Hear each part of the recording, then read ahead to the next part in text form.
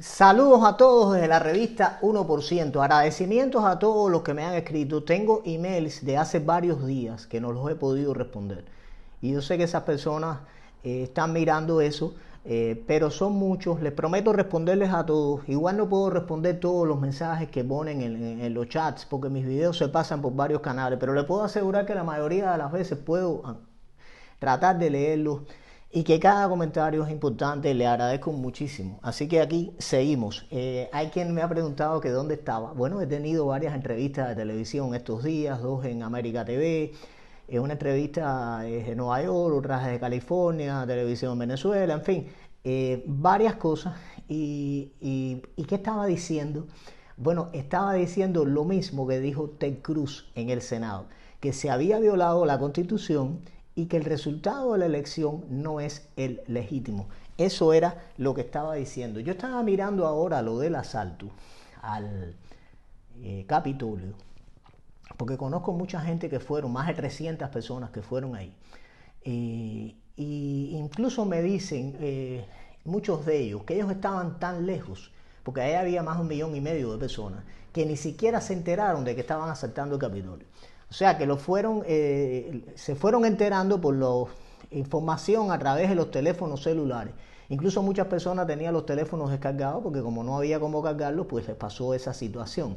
Les quiero decir con esto que en ningún momento el presidente Trump insinuó que fueran ahí a manifestarse violentamente. Sí se convocó a una manifestación porque la gente no está conforme con el resultado de la elección y tienen todo el derecho de hacer eso. Pero antes de la manifestación, de que empezara a contarse los votos, el presidente sí habló con la gente y le dijo que estuvieran ahí pacíficamente. Y después de eso igual les dijo que se fueran pacíficamente para sus casas. En ningún momento se incitó a la violencia para los que, como digo yo en otros videos, encienden el oído para escuchar, pero después apagan el cerebro y se ponen a creer lo que le está diciendo la media. Hay una cosa que sí quería decir. Entre las cosas que he estado leyendo, una muy simpática, siempre digo la palabra simpática cuando te manipulan y te mienten, que esta no era la primera vez que se asaltaba el Capitolio. Y empiezan a enumerar una serie de veces que eso pasó. Hay un movimiento que se llama The Weather on the Ground, que se dedicaba aquí a ponerlos en bombas en los Estados Unidos en los años 70. Uno de sus líderes principales es un señor llamado Bill Ayers, que hoy es un respetado profesor universitario. No sé si todavía está dando clase en la universidad, ya es bastante mayor. Este hombre, como ya dije, este movimiento se dedicaba a poner bombas porque ellos pensaban que las injusticias del capitalismo y los problemas de desigualdad le daban ese derecho. Bueno, lo que yo les quiero decir de este señor es que ahí en su casa fue donde Obama empezó su campaña presidencial. Uno de sus motores impulsores fue la casa del honorable señor Bill Ayers. Y yo digo esto porque Obama es uno de los que ha salido a decir de la violencia que hubo en el Capitolio como una vergüenza para los Estados Unidos, cuando él en la convención demócrata de hace unos meses se paró ahí. Yo les voy a poner el video debajo, a decir que los manifestantes que habían en meses anteriores se habían manifestado contra el racismo en los Estados Unidos eran gente pacífica cuando estaban asaltando y robando negocios de negros e hispanos en los Estados Unidos. Cuando tienes una persona que te miente así tan descaradamente, ¿qué otra cosa le puedes creer? Sin embargo, todavía hay gente, y muchísima de hecho, oye las cosas que dice Obama. El asunto de la policía, ojo con la policía, hace rato que quieren demonizar a la policía. Y veo que últimamente está saliendo una noticia de que la policía permitió que la gente entrara ahí. Bueno, sí, la policía permitió que la gente entrara, porque que probablemente muchos de los que entraron, porque el presidente Trump no mandó a nadie a entrar, eran infiltrados que se metieron entre esa muchedumbre para entonces hacer ver que la gente de Trump son gente violenta, derechista y que tiene mala imagen. Y posiblemente después de eso no se puede ser tan ingenuo, no reconocer tampoco que tal vez algunas de las personas que estaban apoyando a Trump, por supuesto, entraron también ahí junto con ese grupo, pero fue un grupo minúsculo, porque repito que ahí había 1,5 millones de personas. Y como me dijo ahí alguien, un amigo mío, si nosotros hubiéramos entrado al Capitolio, el millón de gente que hubiera aquí, que había aquí, hoy no habría Capitolio. Quiere decir que esa nunca fue la intención de la gente que estaba apoyando. La gente que estaba allí fue a reclamar sus derechos constitucionales.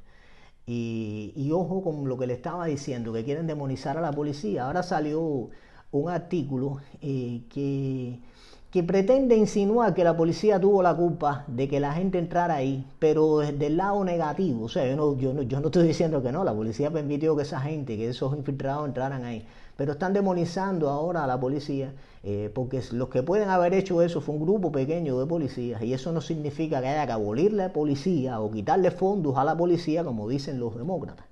La agencia de noticias que está dando eso es una de las tantas agencias izquierdistas y socialistas que se llama Cibercuba, y tiene un grupo ahí de periodistas que trabajan en una revista que se llama El Estornudo, que todos son socialistas y todos están a favor o trabajan de alguna manera para la ideología del gobierno cubano. No sé si les pagan o no les pagan, eso no es el asunto aquí. Sin embargo, lo que publican ahí con la pantalla de oponerse a la tiranía en Cuba, por el otro lado te defienden el socialismo aquí en los Estados Unidos. Eso sí, del Cuba, eso es lo mismo que Telemundo y lo mismo que Univisión.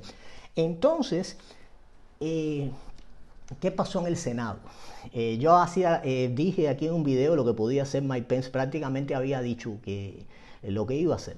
No lo dije con palabras, pero los que ven el video mío de Mike Pence se suma o se resta o se queda en cero, saben de lo que le estoy diciendo. Pero ayer, cuando el senador Ted Cruz se paró ahí y dio su argumento de que se había violado la Constitución en los estados y empezó a recibir respuestas de la contraparte, ninguno se refirió al argumento de que se violó la Constitución. Todos empezaban a hacer historias, a hablar de la democracia en los Estados Unidos, procesos democráticos, etcétera, etcétera, pero no se referían a eso. Incluso una senadora tuvo el descaro de decir que estas eran las elecciones más limpias y transparentes que se habían producido en los Estados Unidos. Hay que tener la cara dura para decir eso, pararte ahí siendo senador y mentirle a la gente. Otro senador le respondió a Ted Cruz, porque Ted Cruz pidió que se hiciera lo mismo que se hizo en 1876, que he hablado aquí en los videos de eso, cuando se presentó esta situación, que fue nombrar una comisión de 5 republicanos, 5 demócratas y 5 jueces para que fueran a esos estados y resolvieran los problemas que habían ahí con las legislaturas.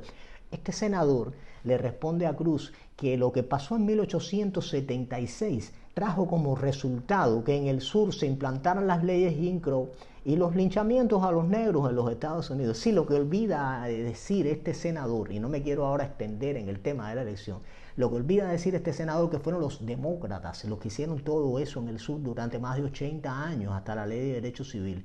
Y otro tuvo el descaro de decir que la ley de derechos civiles fue un proyecto bipartidista, cuando efectivamente hubo demócratas que votaron a favor, pero la inmensa mayoría de los votos de la ley, más de 100, fueron de los demócratas, de 120 y tantos votos. Eso yo lo tengo en una de las revistas 1%, pero no hay que ir a las revistas 1% a buscarlas, es récord público y cualquiera lo puede ver.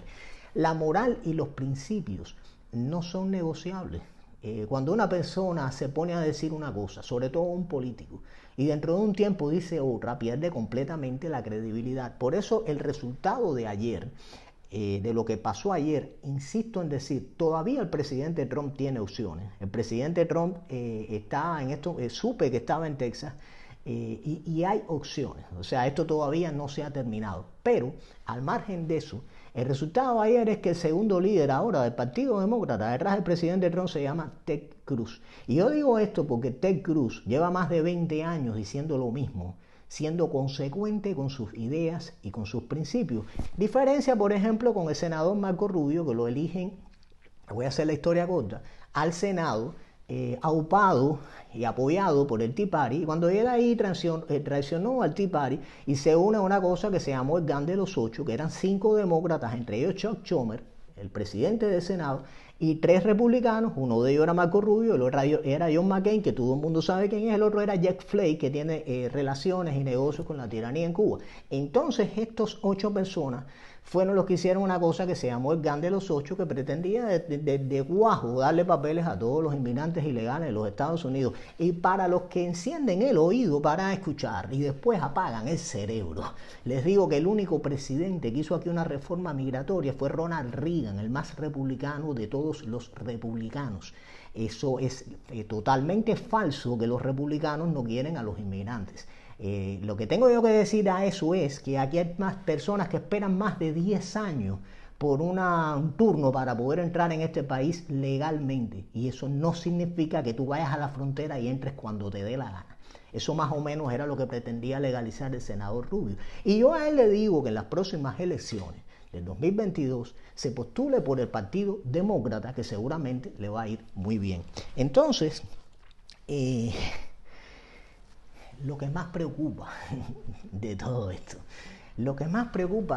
esto, es que la gente anti-Trump y que votó por Joe Biden, simplemente porque les cae mal Trump, en el plano ideológico, no saben lo que están haciendo.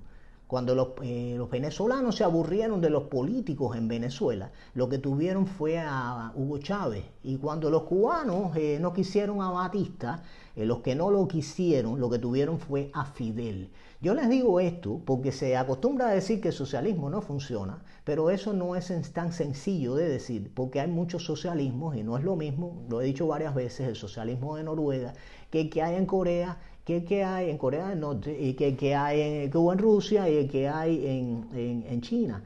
Entonces, la gente que votó por Biden, le voy a decir por lo que votó, es una mezcla del socialismo de los países escandinavos con el fascismo, que en términos económicos, que eso significa cuando el gobierno te controla, te esclaviza y te hace pagar cada vez más impuestos para que el gobierno decida entonces lo que va a hacer con los ciudadanos. Esa proximidad del socialismo democrático con el fascismo está explicada muy claramente en este libro que se llama El capitalismo, el ideal desconocido, de Ayn Rand. Y de esas y otras cosas hablo yo en mi revista 1%. Ya les dije dónde estaba, dónde voy a estar mañana, aquí mismo. ¿Qué es lo que voy a estar diciendo? No vaya a la izquierda, contra el socialismo del Partido Demócrata en los Estados Unidos de América y en todo el mundo.